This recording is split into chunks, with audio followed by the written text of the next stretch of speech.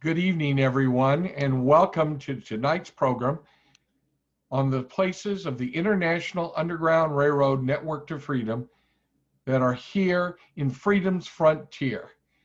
My name is Jim Ogle. I'm the Executive Director of Freedom's Frontier National Heritage Area, and I'm pleased to welcome you to tonight's program and presentation because we have so much to offer you tonight. I'm very thrilled that we're going to be able to share with you about another one of our important sites on the Network to Freedom. Now, our mission at Freedom's Frontier is to tell the stories of the struggles for freedom that occurred in our region and their lasting impact on the nation. Now, we have three nationally significant stories we tell at Freedom's Frontier. They are the Missouri-Kansas border war, the settling of the frontier, and the enduring struggle for freedom. Now, we cover 41 counties in Freedom's Frontier, 29 of them in Kansas, 12 in Missouri.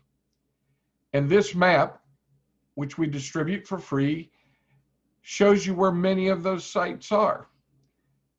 But for International Underground Railroad Network to Freedom Month, we added some elements to make it easier for you to discover these sites. One of them is the new Freedom's Frontier app. Sometimes the most important stories aren't widely told. Sometimes what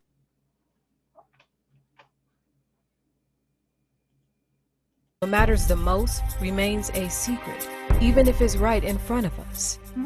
There's a place that defined the history of our nation, where patriots fighting for freedom gained victories that lasted through the years to secure equal freedoms for all Americans. We're talking about the Freedom's Frontier National Heritage Area. If you didn't know you had such a place around you, the FFNHA app is for you.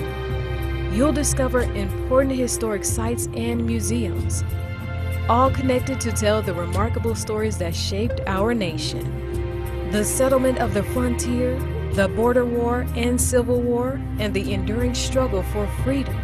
Thanks to our easy-to-use app, you'll find tours and amazing places to visit that bring the region together and make it come alive. Visit the App Store or the Google Play Store. Download the FFNHA app and discover the stories that changed a nation. Enjoy the ride. History awaits. We are so excited to offer this as a tool to help you discover the various sites on the Underground Railroad Network to Freedom. We have, as I said, produced this special tour on the app. It allows you to discover the importance of the tour sites and also collect digital passport stamps provided by the National Park Service. All you need to do is come to the area where the various location is for the site, and it will automatically give you your passport stamp. You can collect them in the app. We hope you'll want to collect all of the stamps for the Underground Railroad Network to Freedom sites that exist in Freedom's Frontier. Here's an example of the Old Quindaro Honor Our Ancestors Network to Freedom stamp for this year. Now, you can download the app in either the Apple App Store or the Google Play Store, so you can visit these sites. We're also excited this year, as part of Underground Railroad Network to Freedom Month, to be able to highlight the 22 sites that exist in the Network to Freedom. This map shows those sites across the country broken down by states. And you'll notice the most western of the various states is Kansas, with 21 sites on the Network to Freedom. When you add the one additional site in Missouri that falls within Freedom's Frontier, we have a total of 22 sites along the way. Tonight's focus will be on the Old Quindaro Museum and its Honor Our Ancestors display that is so relevant and important to our times. Now, part of the support we've gotten this year has come from Kansas tourism. If you go to kstourism.com, kstravel.com, you can see the special site they've created for the National Underground Railroad Month. And also watch a video promoting the Underground Railroad sites along the way. I think you'll enjoy the combined efforts that made this possible and to tell the story of our Underground Railroad sites.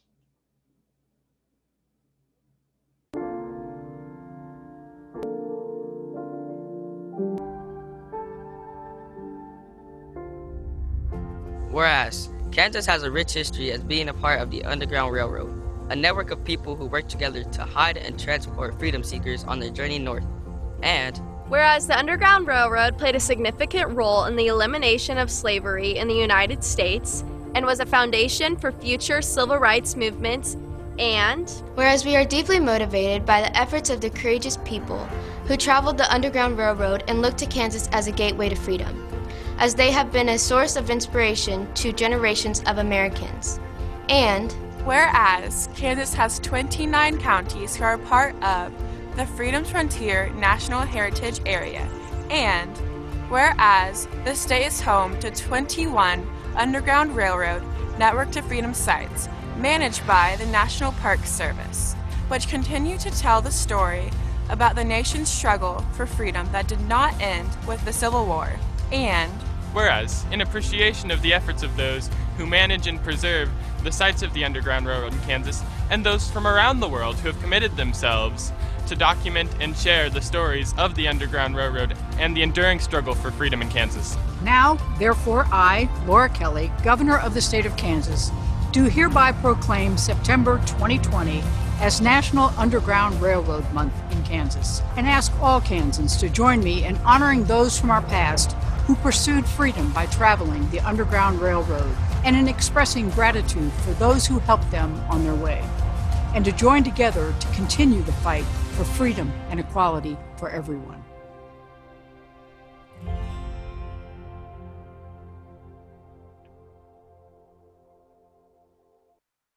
I want to thank Governor Kelly, Bridget Job of Kansas Tourism for their support of telling the stories about these important sites. It really does make a difference in having that level of support along the way.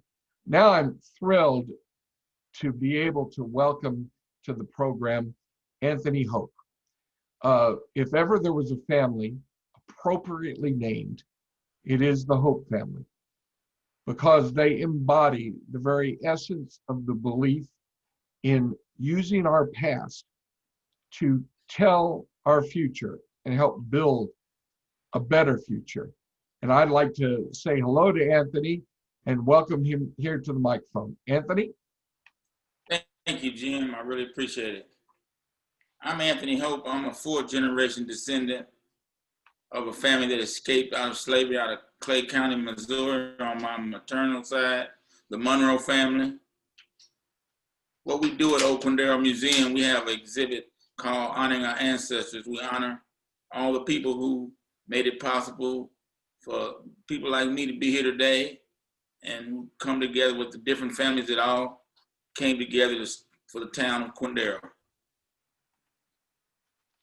Anthony, I know you've sent me a number of slides of very important people in the past. And I have the first slide up on the screen of John Gray Eyes. Tell us about John. Okay, John Gray Eyes was a Wyandotte chief and a solicitor general in Kansas.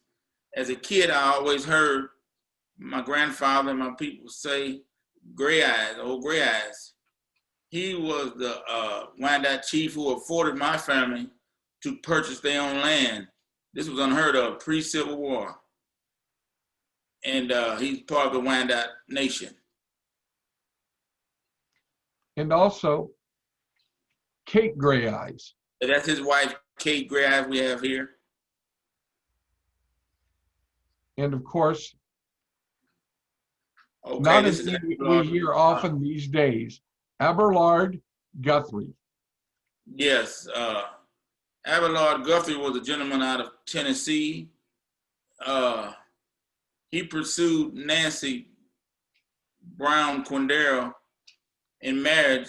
She was the daughter of Adam Brown, who was the chief of the Wyandottes at the time. The Wyandottes on the seventh move, they came from upper Sandusky, Ohio area. They liked Quindaro because the lay of the land was like the place they came from. They already had a form of government when they came here to Quindaro. They were farmers and people of the nation. He pursued Nancy. They in marriage, they eloped to Leavenworth and was married. He come back and he incorporated a town and he named it Quindaro after his wife. That's how we get Quindaro.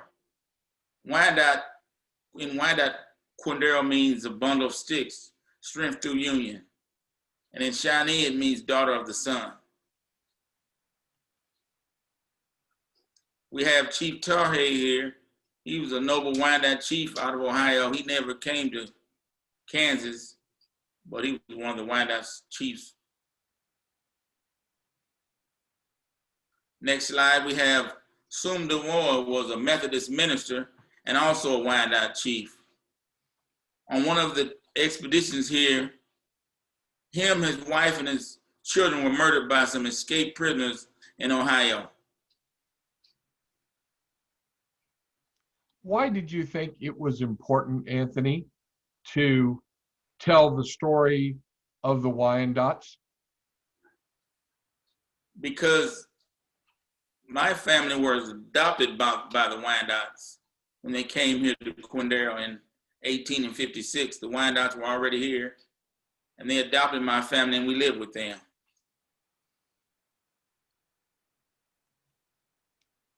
And then Hannah Zane. Okay, Hannah Zane's family owned the Old Quindaro Hotel, which was also called the Catfish Hotel, because when the river flooded, the catfish would spawn in the basement of the hotel and they would serve fresh catfish on their menu. Well, that's one way to advertise your specials. Now, yes, it is. Your exhibit wasn't just about the Wyandottes, obviously. It also told other stories, stories of freedom seekers. Yes, it does. We honor the freedom seekers and the escaped slave families of Quindaro, which my family, the Monroe family, my great-great-grandfather was a slave in Fort Osage, Missouri. And at the time, the evening got late, they started putting up torches. They went to town. They put his sister on the slave auction block, and she was sold to a gentleman to Mississippi, and he never seen her again. They always told them they were like families, but that wasn't the truth. The real truth was the slave master told his wife, if something ever happens, sell the slaves but keep the stock because it was less mouths to feed. Okay, he was sold to a gentleman in Clay County, Missouri. They were tobacco slaves. And that frigid winter in 1856, he devised a plan to come across the ice of the Missouri River to Quindaro, which they did. And when they got over here, the Wyandottes were here, and they adopted my family, and we lived with them. And so the banks that we see here on these slides, can you tell us more about them and their generation? The Banks family is very well known here in the Wyandotte County, Kansas area. My grandfather and Mr. Sam Banks were great friends. It's like to this day, our family still are real close contact. Everybody always wondered what happened to the slave families, but they stayed right here. I can tell you more about my own family than the Banks family, but I believe they came out of the Platte County, Clay County, Missouri area to freedom. There were 7 points of entry into Kansas, and one of the points is where they come across the river, right there from Platte County into Wyandotte County, which was called Wyandotte City at the time. Anthony, who are this couple that are pictured in this picture? This young couple here is my great-grandmother and my great-grandfather, Walter and Queen Victoria Monroe. That was my mom's grandmother and grandfather. Now, beyond telling the story of freedom seekers, you also tell the story of the life they sought after they established themselves in Quindaro. And the story of Western University is so important in that. And I know we have some slides from your display from Western University. And we start with Bishop Vernon. Okay, this is a picture of Bishop W.T. William Tecumseh Vernon. He was an AME bishop in the AME Church, African Methodist Episcopal Church. He also was assigned as Secretary of Treasury under Teddy Roosevelt administration. His name was on the $2 bill. And we have Vernon School named after him, and he was a big person responsible for the Western University College, which started in 1873 and it went under in 1943. Now, this picture shows the bishop and his wife, I believe. Where was this taken? The bishop and his wife was taken in Africa. To be a bishop in AME Church, you have to travel, you have to make an excursion to Africa. All of them do. That's him and his wife on horseback in Africa. Now you have a series of slides here that show some of the training programs at Western University, and it was a fairly broad-based, different set of training and skills that could be gained by people who attended, and one of those is nursing, as shown here in this slide. Yes, it was. We have Williams School of Nursing. They also had tailoring, secretarial pool, woodworking, and later on they went into a mechanic shop. They won several awards in their cup. And it was to beat the most. You could hear all the different tones before the 630 highway came through. My mom would tell me it really sounded real nice when the band would practice. That music program had a national impact, did it not? Oh, yes, it did. We have famous jazz and blues singers went there, Etta Moten. We've had a lot of famous people, Tuskegee Airman, Mr. Ernest Gaden was a Tuskegee Airman. He went to Western University, and we had a lot of noted people that went and lived right here in Quindaro. What else would you like to talk about Western University? Western University was one of the first institutions of learning west of the Mississippi River. It was a beautiful place at one time. From what I hear, it had beautiful buildings, a nice campus. We have, where our museum is located, was the home of John Walker, who was the caretaker of Western University. He also was the guy who helped bring the John Brown statue here to Quindaro. He did a fundraiser where they raised $2,000 at the time and change to have the statue brought here from Italy. That was no small amount of money at that time, was it? No, it wasn't. And we saw that statue highlighted behind the young man reading parts of Governor Kelly's proclamation for International Underground Railroad Network to Freedom Month. Correct. I believe you have a statue life-size in Harpers Ferry, Virginia, and Osawatomie, Kansas. Anthony, what is your hopes for the future of your museum? I hope that I do this for education, for the youth, and even the adult people that we give tours and they said they never knew Quindaro like this. When we show them pictures of different people, noted people, I just wanted to be brought to the map that Quindaro would be a lost attraction. Learn about your, and the history of Quindaro played in the Underground Railroad network. Anthony, I would let those who are attending know that in just a moment, we'll open it up for their questions.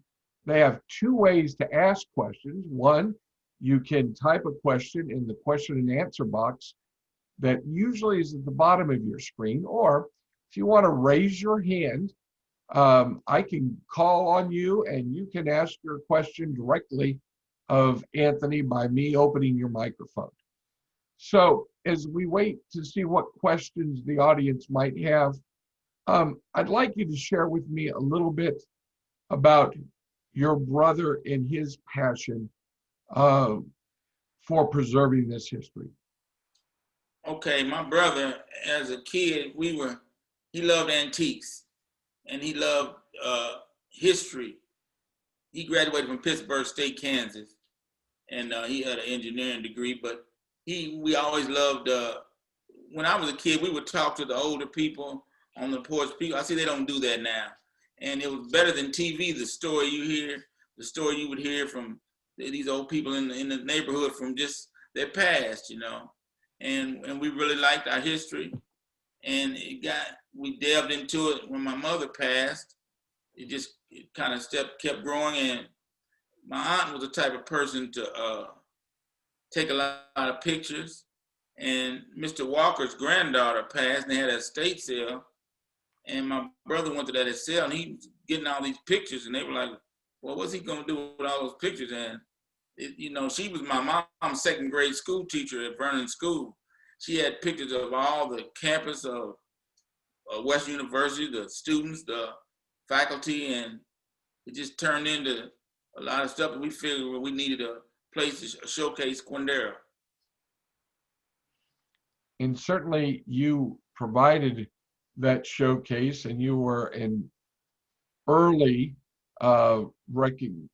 you received recognition from the Network to Freedom fairly early on after its establishment by the National Park Service after an act of Congress.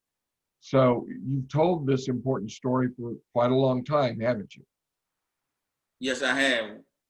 In Quindaro here, we were threatened by a sanitary landfill by Browning Ferris Industries some years ago.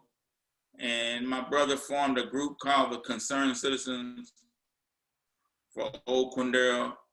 That's who sponsors our museum. We fought to stop them. They actually want to put a dump right on our cemetery, right at the river's edge. And they did an archaeological study. And when the study came back, they found that it was a town of Quindaro, which dates back to 1850, and they call it the Pompeii of Kansas. They found all kind of utensils and things of the footings of the town that we see the old Quindaro Brewery now, the foundation of the Old Quindaro Hotel, and other things still left that we have to this day, you can see. It's popular to talk about cutting through government red tape, but if it weren't for the government regulations, that Section 106 review that is required before federal funds can be used for a huge project like that landfill, they hadn't done that archaeological survey, they might not have been successful in popularizing the history of Quindaro at the time. Correct. We brought Representative Emmanuel Cleaver here and Representative Stokes out of Ohio. We took him to the Old Quindaro Cemetery and show him the view of how close the river was to the proposed landfill. And at that time, the governor of Missouri, they found out that they wanted to put a landfill that close to their water source. And then they said it was going to be a big problem. And for some reason, that landfill went away real quick. Anthony, what are your hopes for the whole Quindaro region?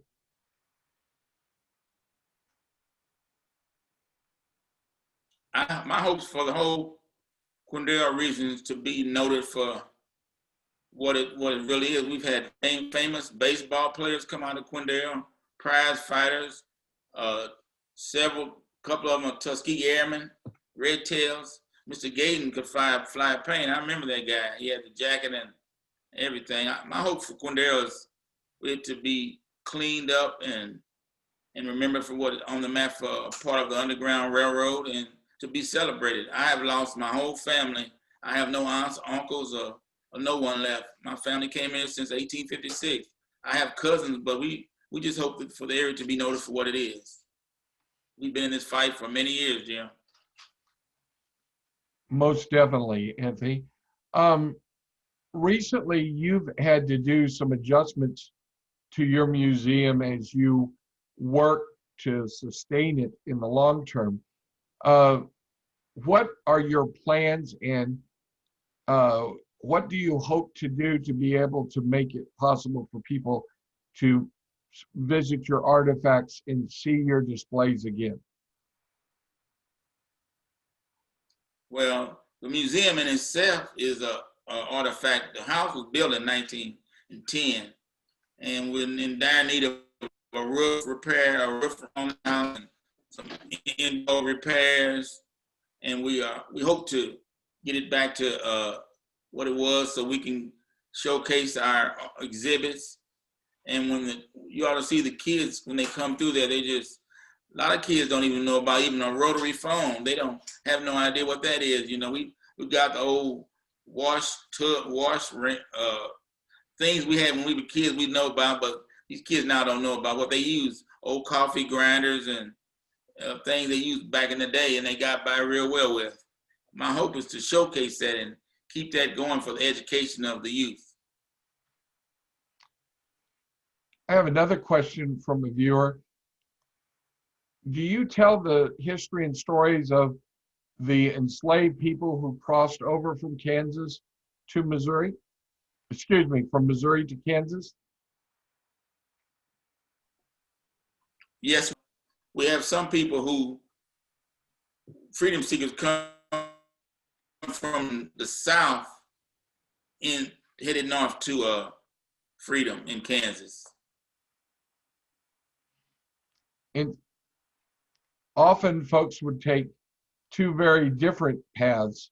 Some would cross the Missouri River and use the current to help push them to the shore, while others would escape across the line, Missouri-Kansas line, and make their way up into Quindaro because, as I understand it, they knew that there were people there who would help them along their journey.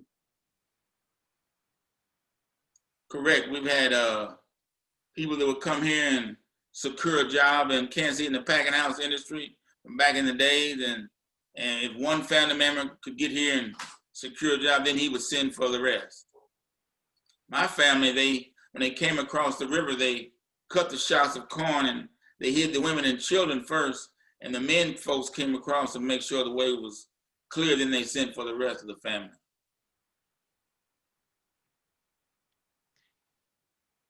You still, even though the building is not open, you, I believe, still make yourself available to talk with folks who want to come to Quindaro and see some of the facilities and understand the stories that are there.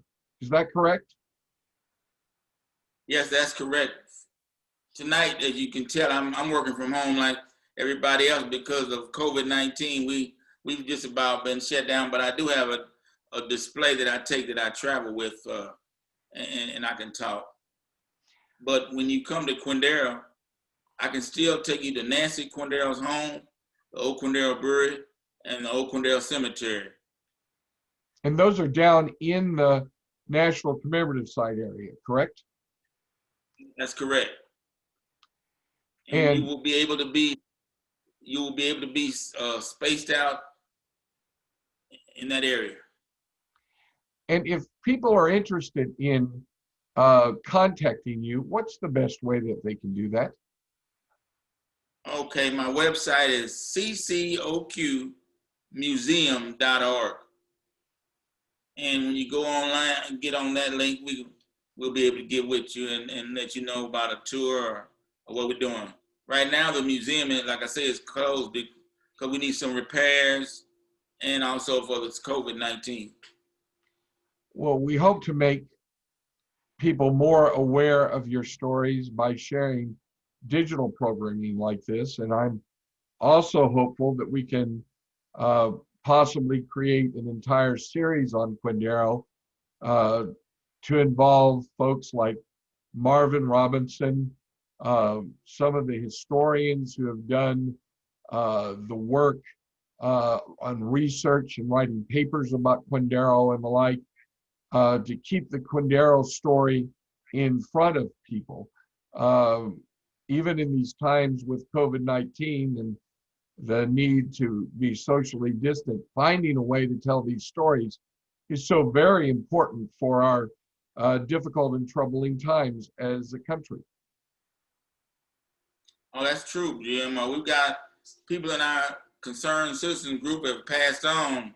We got another lady that's 95, another one's 100 years old. We're losing our members, and I've always liked these old stories, and I hear them firsthand from them, and you know, I've still got several people in my group that's older than me that can tell stories about Quindaro which are true to this day. Well, Anthony, I'm sharing for folks again who are watching this program, the entry we have on our app that shows the Old Quindaro Museum. We certainly want people to come and visit Quindaro and find ways to connect with you and others along the way so that they can have the opportunity to learn about and embrace these important stories. Are there any final thoughts that you have, Anthony, that you would like to add to our audience? The final thoughts that I would say, our address is 3432 North 29th Street, Kansas City, Kansas, 66104. We are really in dire need of to upgrade, get our roof and our house repaired. So we do this, we don't have no federal funding or no state funding. We all do this by volunteers mainly. And we love doing this. It's a labor of love for me to tell the history of my family and the Quindaro area. And it's a joy to me to see people's faces, lights up about the history that we have, the rich history we have right here in Quindaro. Well, I would be remiss in not recognizing your technical support help. And that is a unique individual there with you tonight, is it not? Oh, it's my #1 tech supporter here. Her name is Nakia Hope. This is my daughter. She just graduated from K-State, and I'm a new grandfather. We've got a new little granddaughter here, so we're going to keep hope alive in Quindaro for many years to come. Wonderful, Anthony. Marvin Robinson had a question in which he wrote, you made a statement about having lost so many of your family members, but you have children who are also very interested in the area's heritage. What are their names? Of course, I got my daughter here, Nakia Hope, Nakia. I've got my son, Darian Hope, and I've got another daughter who lives in Atlanta, but she's involved in it too. Her name is Nicole Lee. Well, it has always been a Hope family labor of love, what you're doing, and it continues to be to this day. And as Nancy Rankin offered as a comment, she says, thank you for doing this labor of love. And I think all of us would concur in that. Tell Nancy, Marvin, they know what we're doing. They've been in it for a long time with us, so we really appreciate it. Just fight with hope and let's keep it going. Amen to that. Well, I so appreciate your participation tonight so that we can tell another story of the Underground Railroad Network to Freedom that exists here close by to where those of us who live in Freedom's Frontier can visit and learn these important stories and understand the crucial role we all played here. Anthony, thank you very much for being a part of tonight's program. Thank Kia for us again for providing technical support. And we thank everyone who joined us tonight. Take care, Godspeed, and have a good evening. Thank you very much.